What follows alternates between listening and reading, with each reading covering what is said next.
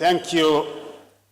Thank you very much, Principal Secretary, the Chairman, Kesa, the Chairman of Teacher Service Commission, all the Ministers of Education officials present here, the President of the International Confederation of the Principals, all delegates present here, my friend from Swaziland, and all the officials who have come. I recognize and acknowledge the presence of Kenya Commercial Bank, all the parastatals, the state agencies present here, the CEOs, the Vice Chancellor, my friend of Kenyatta University.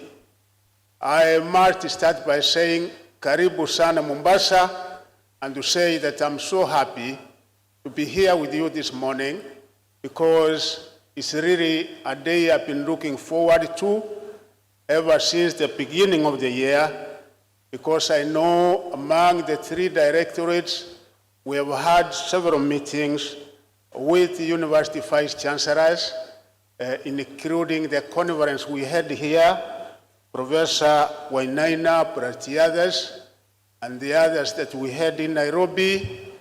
We have had meetings with TVET and our national polytechnics principals, and really, this one I was really looking forward to. Even last week, when Parliament informed me, because being CS for education, it becomes necessary that each and every Wednesday I'm either appearing to the Senate or the National Assembly. My peers knows how I was agonizing and trying to build a case with the Speaker and the Majority Leader that they give me permission to attend here this day, but fortunately, today became a public holiday, so my prayers were answered. So, ladies and gentlemen, indeed, it is my inaugural conference since the commencement of my tenure as the Cabinet Secretary in the Ministry of Education. The conference, therefore, provides a befitting platform for all of us to dialogue as we interrogate the gains and the misses of the past years and look in the future with confidence. And also to give you the greetings and the best regards, because yesterday when I was with His Excellency the President, I did inform him that I would be here with the principals of secondary schools, chairman from all over the country, na akasema salamu yake iwafikie mmefikiwa. Mmepata salamu ya Rais wa Jamhuri ya Kenya, Dr. William Samoei Ruto. Thank you. My office finds this occasion an opportune moment to charge pace with the happenings in our secondary schools through your answers. It is also a forum through which we can refresh on the policy guidelines for effective management of our institutions.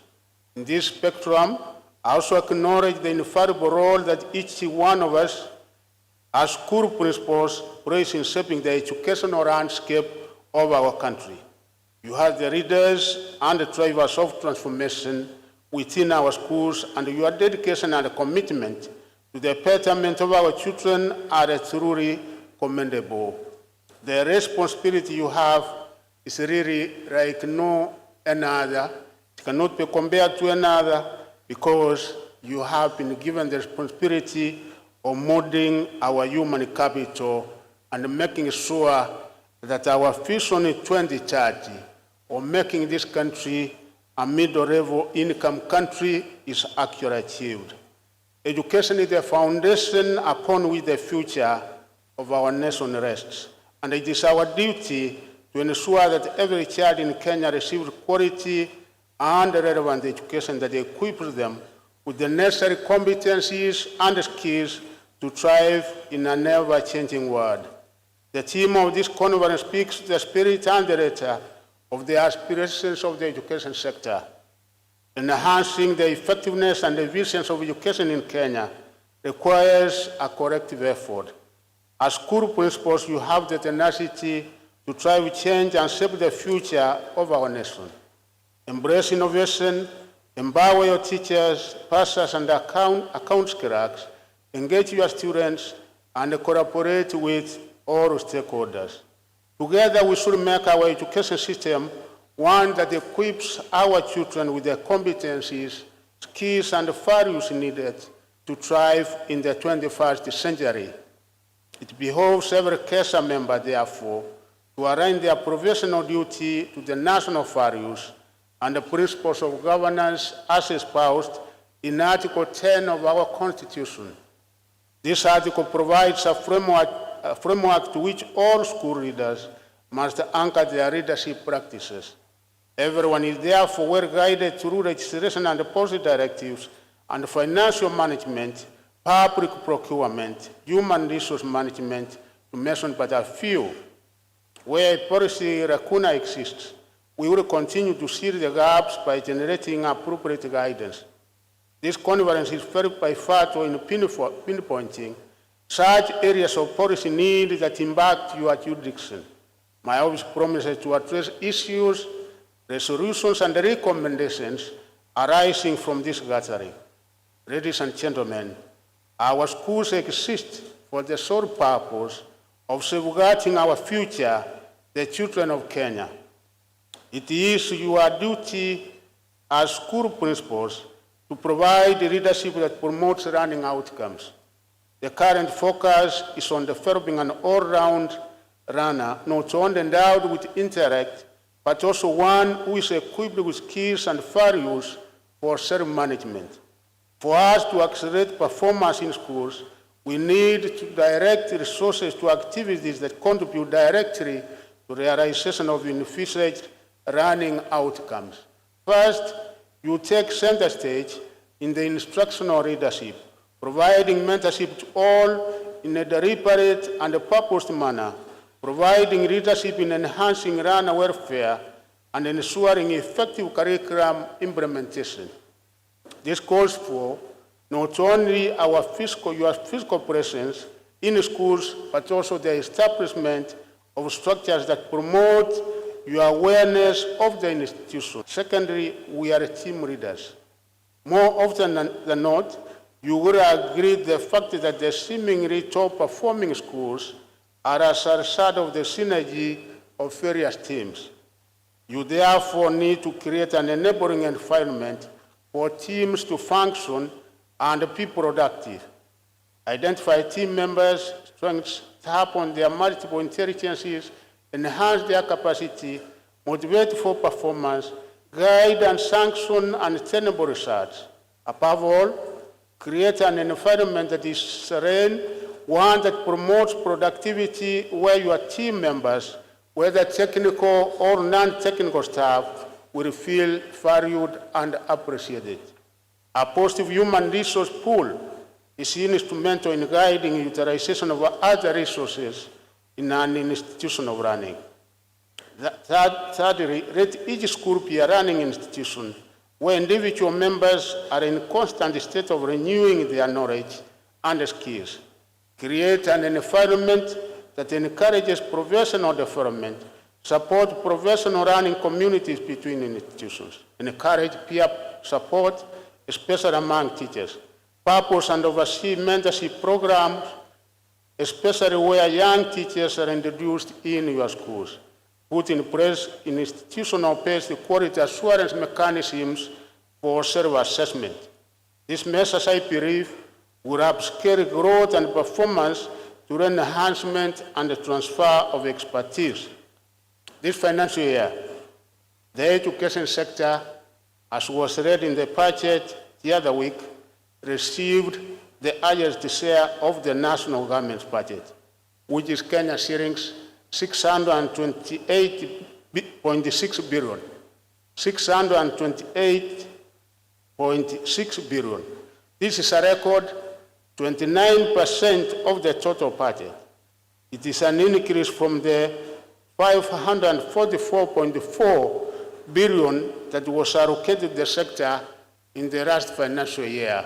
That is the year 2022, 2023. This is an enormous chunk of the national budget that was entrusted to us, the education sector. Indeed, it was a new record, and for a good reason, to improve the quality of education in the country. It came at a time when we were emerging from the ravaging effects of COVID-19 and still implementing competence-based curriculum. In the outgoing financial year, we have employed 36,000 new teachers, and in the next financial year, we will hire an additional 25,000 teachers. We will deploy these teachers in our schools in a manner that reflects equity. Currently, the budget implementation is evidently playing out in a tight physical space occasioned by the global economic crisis and also our own internal affairs that you also know. This calls on all players in the sector, especially you education managers, to exercise prudence in the management of the limited resources that is at your disposal. I wish to urge all of you to strictly adhere to public finance management practices while utilizing funds that are allocated to your schools by the government and by the parents. All principals must familiarize themselves with the Public Finance Management Act 2012 and the Public Procurement and Asset Disposal Act 2015 so as to overcome the weak links in resource utilization in our schools. I mean all resources, financial, human, infrastructure, and even time. As a country, we can only realize the national goals of education through effective and efficient utilization of resources. That is the spirit, and that is the spirit of our Constitution. The management of national examinations in this country has always been a demanding duty for the key stakeholders. I therefore wish to appreciate you all, the principals here and those not here, for the sound management of our national examinations in the year 2022. You played a pivotal role in the examination management chain as center managers, and your commitment has resulted in the reduction of cases of early exposure to our examinations. As we prepare for the national examinations for the year 2023, the government shall not relent on its resolve to completely eradicate cases of examination cheating in our schools. Previously, we have effectively managed the national examination through a multi-sectoral approach initiative which has had positive results for the means of education and restored credibility to our national academic credentials. To continue tightening the noose on the offenders who keep mutating their cheating practices, the government shall eradicate early exposure to the examination papers by reviewing the correction procedures of examination materials.